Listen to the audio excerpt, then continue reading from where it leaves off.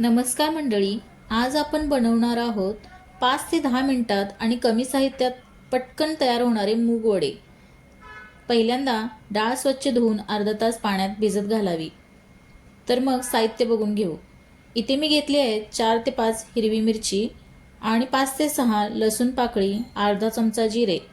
तर मंडळी, इथे डाळ भिजून रेडी आहे। तर हे सर्व साहित्य आणि भिजवलेली डाळ आपण मिक्सरमधून बारीक वाटून घेऊ। वाटलेल्या मिश्रणात चवीपुरतं मीठ टाकून मिश्रण मिक्स करून घेणे। ह्या मिश्रणामध्ये सोडा टाकण्याची गरज नाही।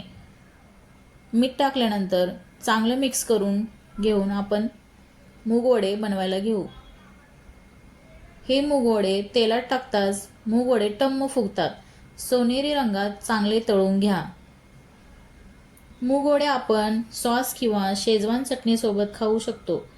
असेही खाल्ल्यास खूप छान लागतात। तुम्ही हे मूग वडे बनवले तर खरंच सांगते, घरचे तुमचे खूप कौतुक करतील। इतके चविष्ट लागतात।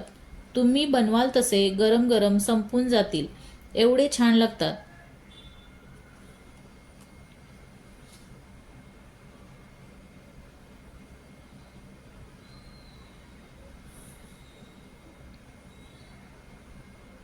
आलटून पालटून गोल्डन कलर येऊपर्यंत छान तळून घेणे।